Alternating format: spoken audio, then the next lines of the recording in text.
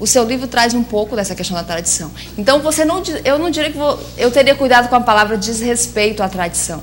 Né? Eu digo assim, você tenta fazer uma ponte dessa tradição com o que você vivencia hoje, que é o que eu acredito que muitos poetas urbanos fazem. Eles têm essa tradição como uma base, porque a tradição é uma base para todos nós, inclusive os que não vivem, que têm isso como imaginar. Então, assim, eu teria cuidado na fala dizer que diz respeito, porque você dizer que diz respeito à tradição... Ou seja, o respeito, ele permanece, apenas eu misturo as você coisas, faz, né, então, seria mais ou menos isso. Aí, falando nessa questão da tradição, porque você falou dos poetas, né, porque a gente tem os poetas que não são tão urbanos, que não conseguem produzir como você, né? Então, assim, eles estão num outro contexto, num outro público, dentro de um outro circuito.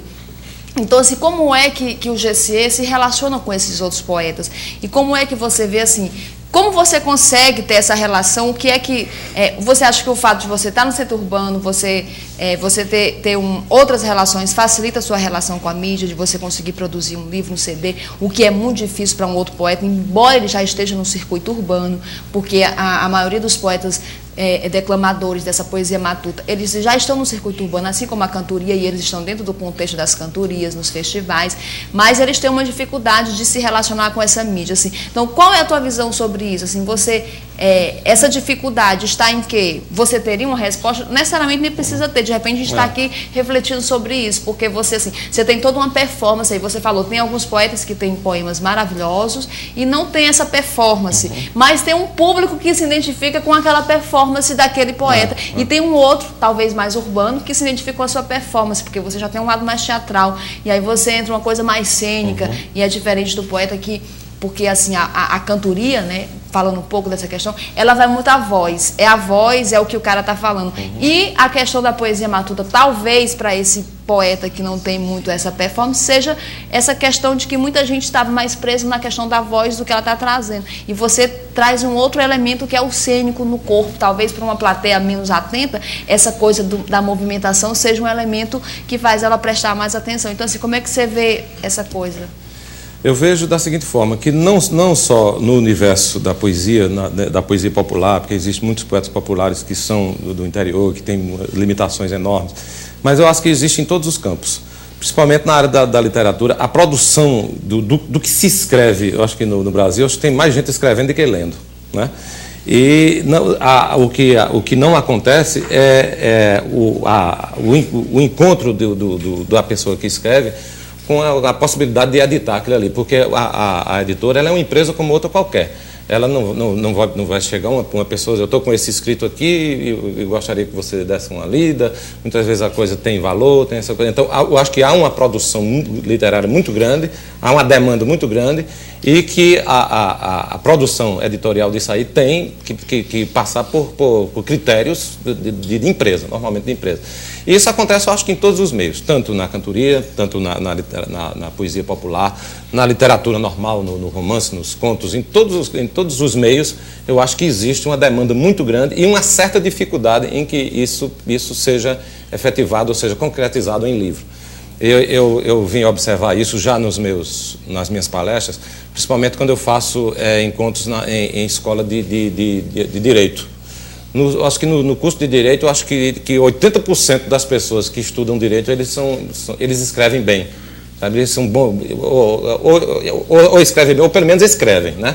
E eu recebo muitos livros que são feitos em gráfica, livros às vezes até uma coisa assim, a gente percebe mesmo que é uma coisa assim mais rudimentar. Quer dizer, não é necessariamente a limitação do homem do campo.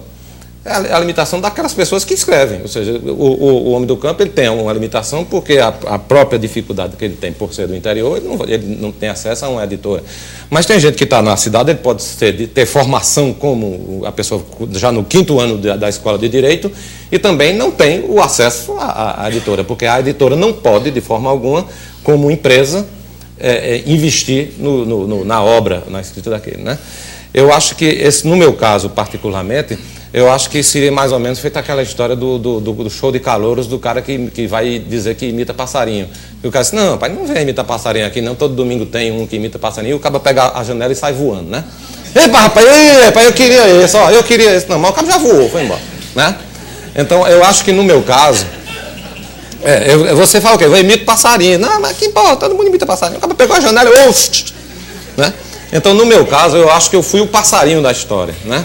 Então, de repente, foi o tempo certo, o momento certo que eu encontrei as edições Bagaço, e essa coisa do voar, que o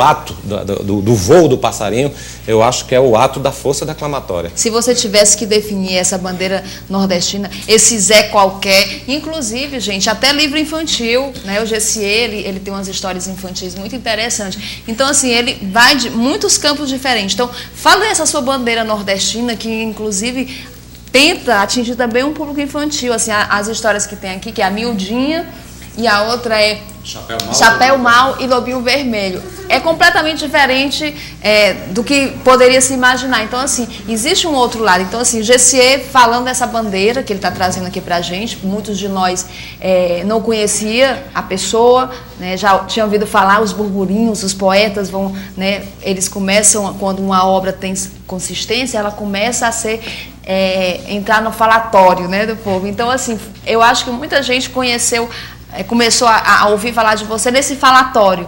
E aí agora a gente quer ouvir você falando dessa bandeira que você está trazendo para a gente conhecer o povo cearense, o povo de Fortaleza, inclusive com esse seu lado de também fazer uma literatura infantil. Né?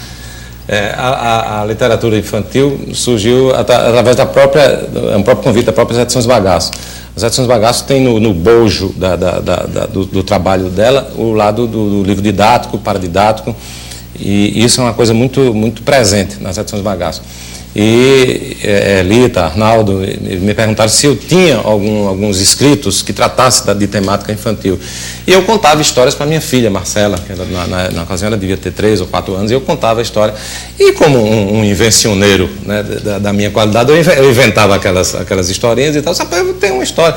Aí eu contava a história do Chapéu Mau e Lobinho Vermelho, onde o mal aqui é o caçador, né? Porque o caçador que matar o lobo hoje é um crime inafiançável, né? E eu fiz o livro O Chapéu Mau e o Lobinho Vermelho, depois fiz a Miudinha, atendendo a um pedido, né, das edições Bagaço.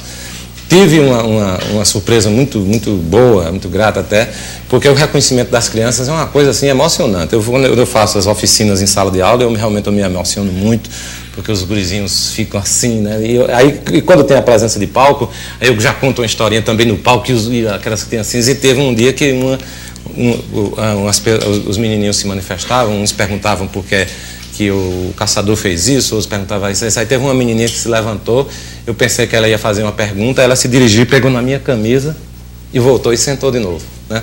Quer dizer, ela foi pegar em mim, assim, para ver se aquilo existia, né? Isso, menininho de 4 anos, quer dizer, isso é uma coisa disso, a gente não tem nem como descrever a emoção, né? E com relação e até me perguntaram se tinha novas histórias infantis, e eu acho que vai ter sim, eu já estou com alguma coisa na cabeça. E com relação ao Bandeira Nordestina, eu digo aqui, inclusive até na apresentação do livro, que ela é muito mais um grito, né? Eu digo assim,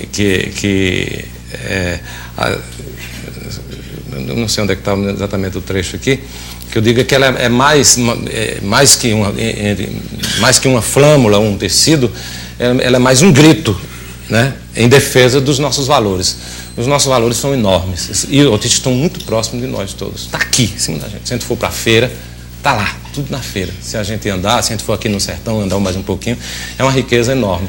Então, esses valores é que precisam ir para as salas de aula, que precisam ir para as mesas dos bares, essa coisa toda. E a coisa da modernidade, o trator da modernidade que vem nivelando tudo, a gente não pode fugir disso, é uma realidade. A internet está aí, é uma ferramenta. E a gente pode usar essa ferramenta em defesa dos nossos valores. Então, quando eu falo na bandeira, a bandeira é muito mais um grito, é muito mais mesmo um chamamento em defesa das nossas raízes, que são muitas. E termina aqui mais uma edição do programa Literato. Até o nosso próximo encontro.